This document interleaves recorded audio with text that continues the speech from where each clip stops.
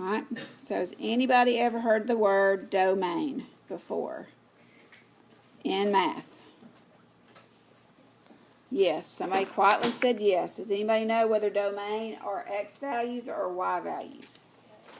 They're x values. Okay, they're not going to tell you that in the directions, but if they're asking you for the domain, they're asking you for x values. And actually, I misread the directions. It says, what numbers must be excluded from the domain?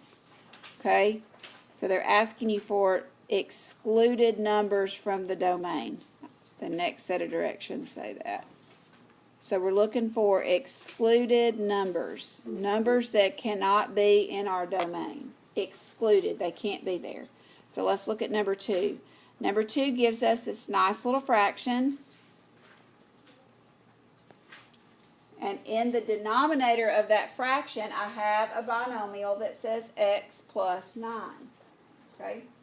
In this problem, the x that can't be there would be any x that makes your denominator only. This doesn't have to do with the numerator. Excluded values come from the denominator only. So what value of x would make this denominator equal 0? Because dividing by 0 is undefined. So I don't want any x to make the bottom go to 0. What would that x value be? Can y'all think of it in your head? Sometimes you can just look at it and tell.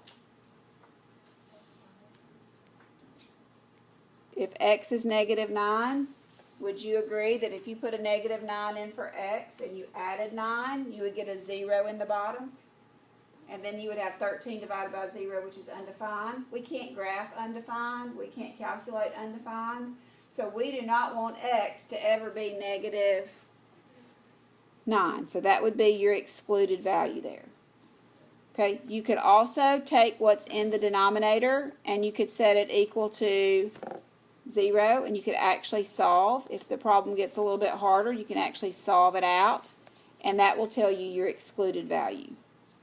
Alright, let's look at number 4. So again, they're wanting to know what values are excluded in your domain. That means what can x not be? And in this situation,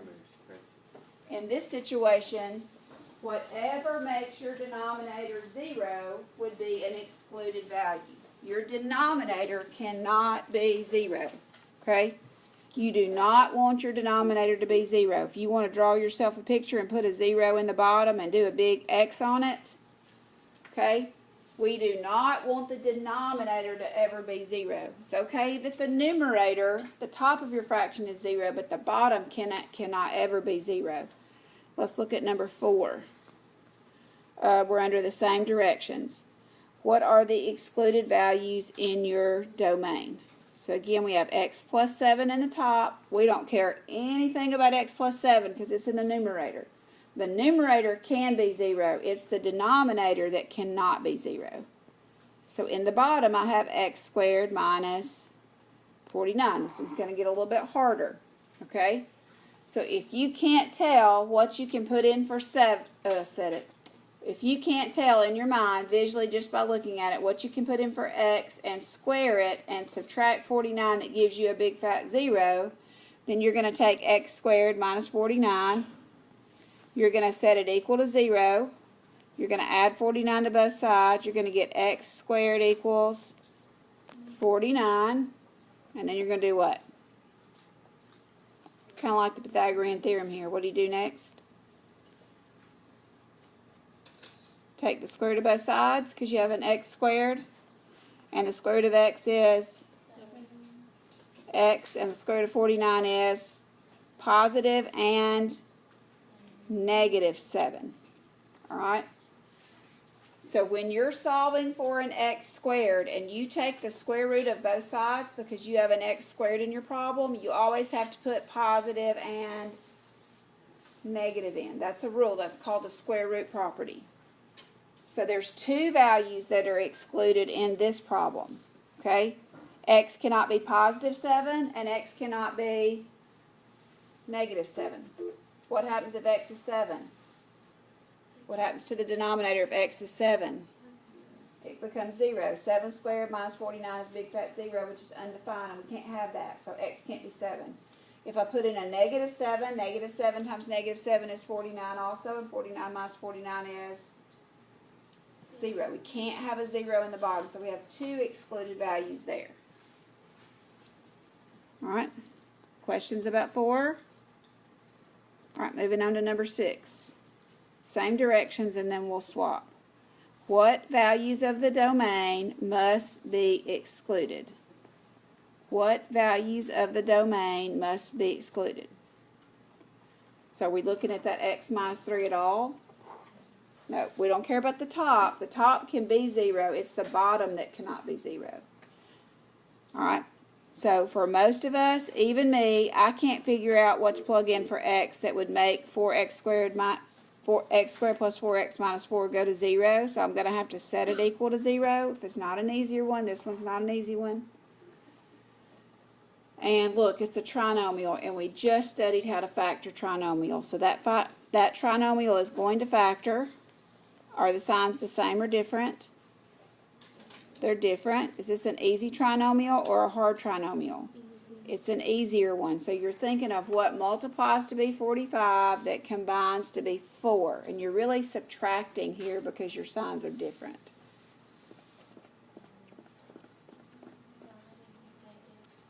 Positive 9 and negative 5. Alright, so you may have forgotten this in Algebra 1, but when you have a trinomial set equal to 0 in your solving, you factor the trinomials. Anybody remember what you do next? You set each factor equal to 0.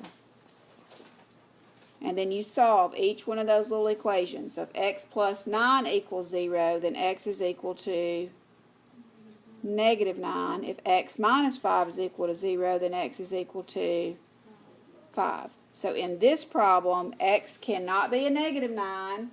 That's an excluded value. And x can also not be positive 5. Both of those values make x squared plus 4x minus 45 go to a 0, which would make the problem undefined.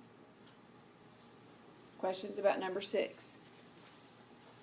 I'm just confused. I thought you said you don't have to factor if it didn't have an equal sign. Did you solve it another way, or would you have to do that? There's no way to solve it other than factoring. X squared plus 4x minus 45 is called a quadratic equation, and there's several ways to solve. One is factoring, one's the quadratic formula, the other one's complete the square.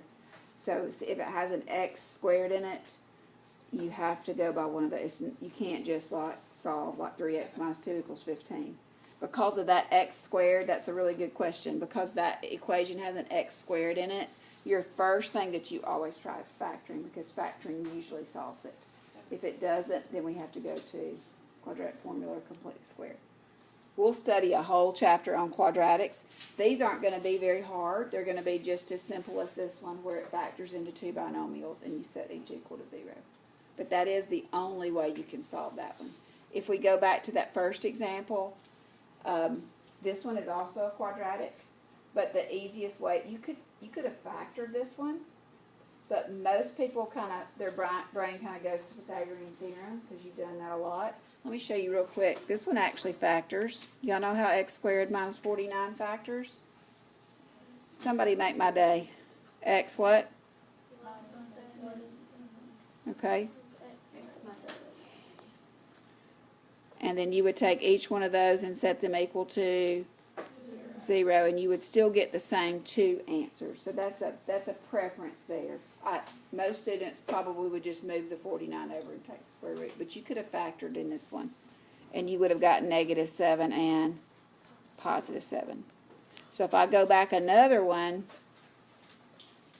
if I go back to this x plus 9, is that what they consider a quadratic? Could it be factored? X plus 9 can't be factored, so you just solve it like you solve the easier equations. Okay. All right, good question. All right, so we did 4 and we did 6, and the next one we're going to do is number 8. So number 8, the directions are going to change for number 8, and they're going to say simplify, find all the numbers that must be excluded from the domain of your simplified answer. So here they're going to ask us to simplify. I'm going to abbreviate.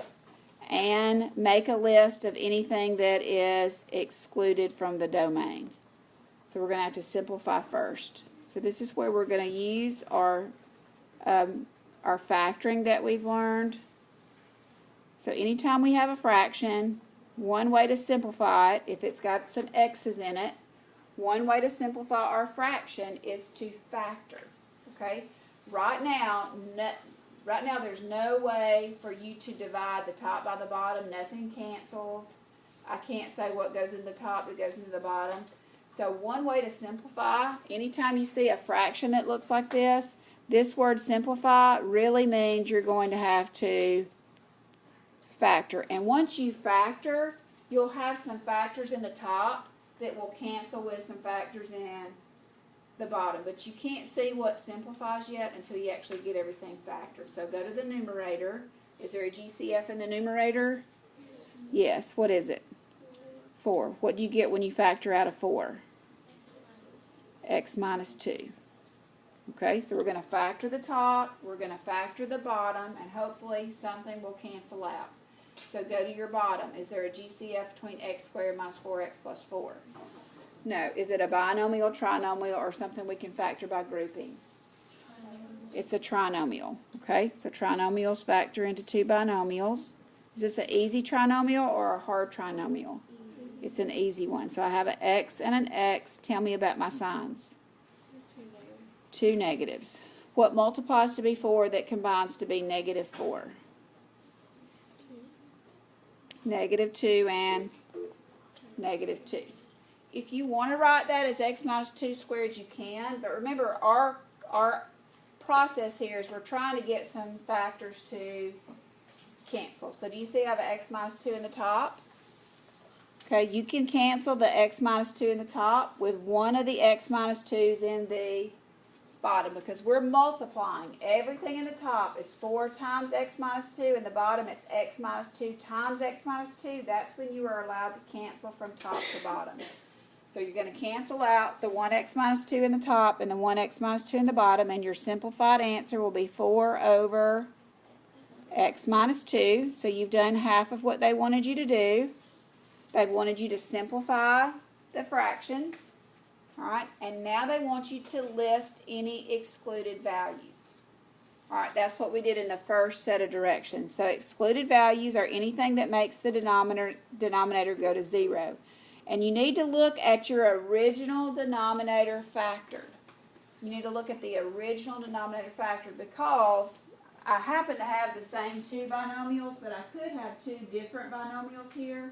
You can't look at your simplified answer because you have to look at anything that was originally in your problem. So if you look at the original denominator factored, what can x not be in this original denominator? What would make it go to 0?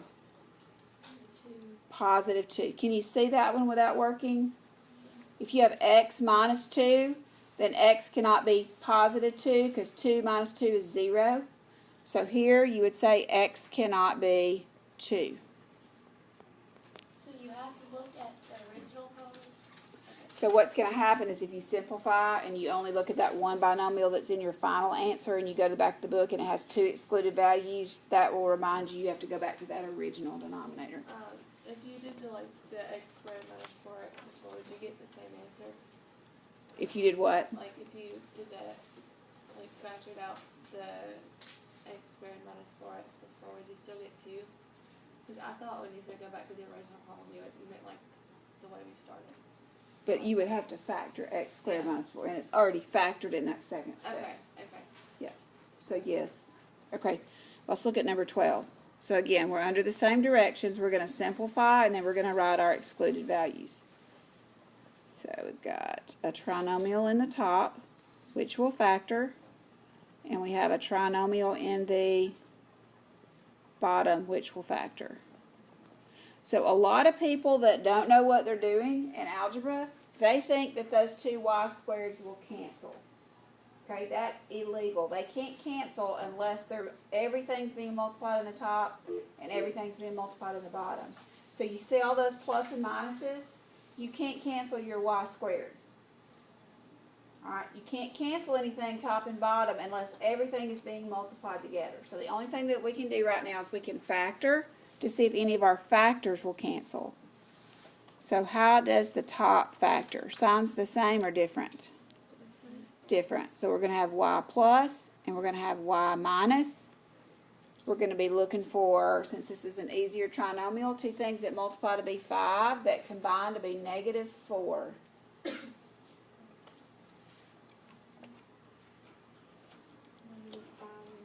Negative 5 and positive 1. And then we're going to factor the denominator. My last term is positive, so my signs are the same. And they'll both be plus. So I'm going to have y plus and y plus. This is an easier trinomial.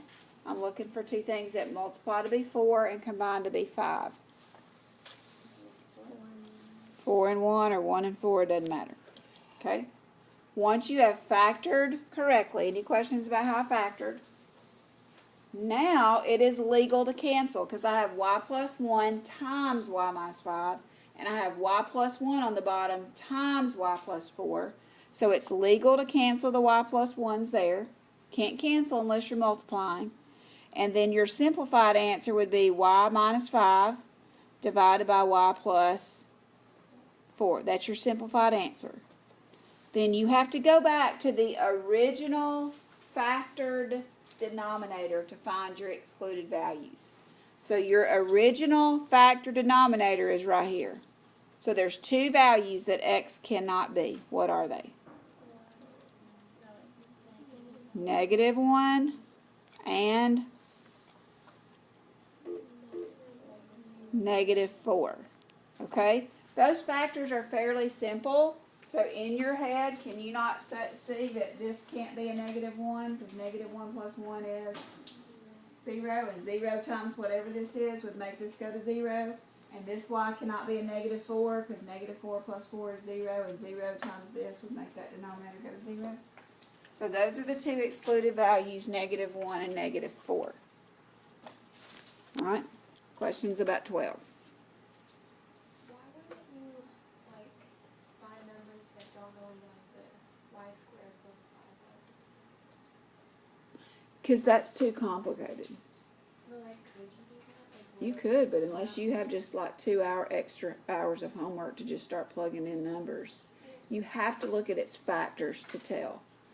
It's too complicated. So if you notice everything that we've had that can factor in the denominator, you need to factor it so it's easier to tell what values of y cannot be there. If you go all the way back to the first example where you had like x plus 9, you could tell x plus 9 that x could not be a negative 9. But when it gets as complicated as that trinomial, you don't have to factor it, but that's the easiest way to find what that variable cannot be. If you were to plug in like the negative 1 and the negative 4 into like the original, would it come out as 0? Yes. Yes, that's what factoring works. If you factor it, you can tell right away what value makes either one of those factors 0. So if you plug in negative 1 squared plus 5 times negative 1 plus 4 goes to 0. This negative 1 makes that go to 0. We're just factoring it to make it easier to find those values. All right, anybody else? Okay, we're going to change directions. This time your directions are going to say multiply or divide. So we're going to be either multiplying or dividing. We're looking at number 16.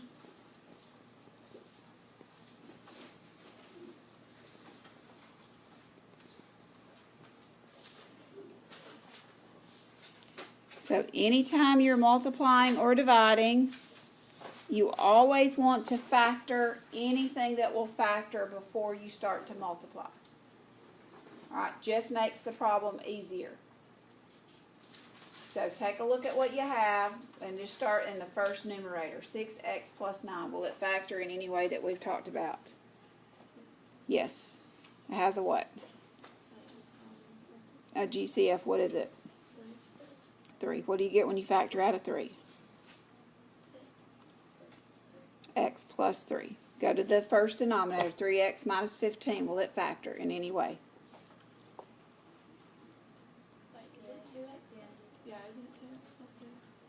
2x, yes, my bad. Did I write the problem down right? 6x plus 9 over 3x minus 5. Yeah, you're right. 2x plus 3. Sorry. Okay. 3x minus 15 has a GCF of 3. When you factor that out, you're left with x minus 5. Go to the next numerator. Will x minus 5 factor? Nope. How about 4x plus 6? Take out a what? A 2. What are you left with once you take out a 2? 2x plus 3. So anytime we're multiplying and we have difficult problems like this, you're going to want to make sure everything is factored that will factor. Okay? Now, once you are multiplying, this sign has to be multiplying in order for you to cancel. You have to be multiplying in order to cancel things. You can cancel top to top, top to bottom, like we did previously, or you can cancel top to bottom diagonally. So this would be top to bottom diagonally. This would be top to bottom diagonally. You could still cancel straight up, top to bottom, if anything cancels. Okay? So you see that x minus 5 is in the top right. It's going to cancel with the x minus 5 in the bottom left. Those will actually just cancel each other out. They'll go away and they're going to make your life a lot easier. Also, the 2x plus 3's will cancel out. Okay? And then we happen to have these little 3's over here on the left. That's a top to a bottom. 3 divided by 3 will cancel out. We can cancel as long as we are multiplying. We cannot cancel if we're adding or subtracting.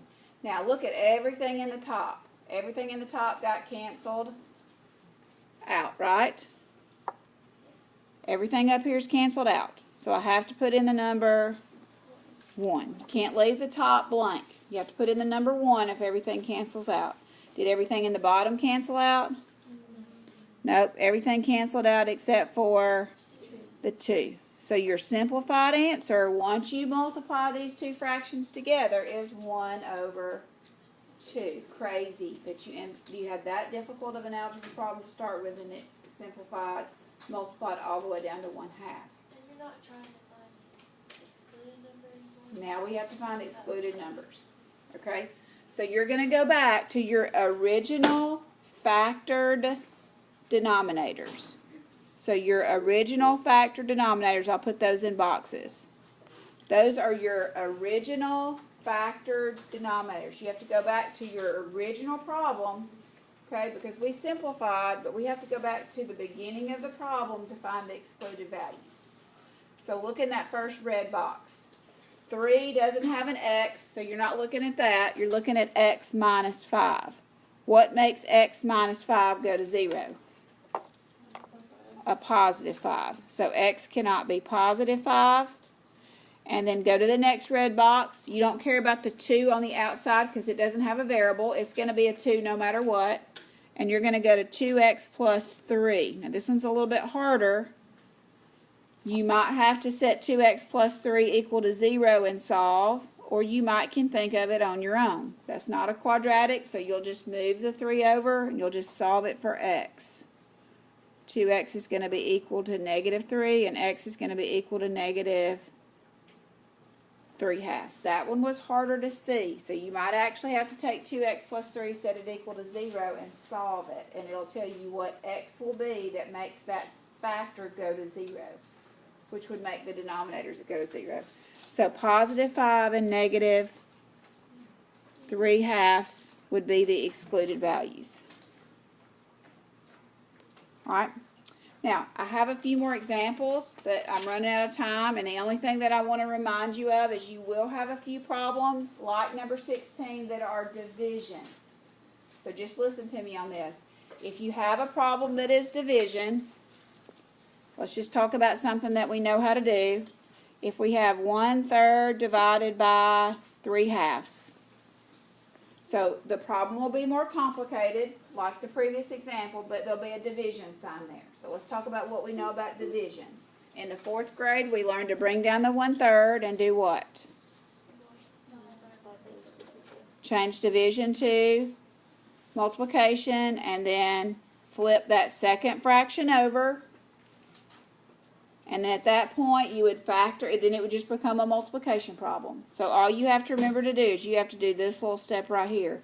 You have to change division to multiplication, and you have to flip the second fraction, and then you'll factor, and since you're multiplying, then you can cancel and go back and look for excluded values from the original denominator. Okay? You will have a few problems that you're dividing on, but you just change division to multiplication and flip the second fraction and work that problem just like we did number 16. Okay?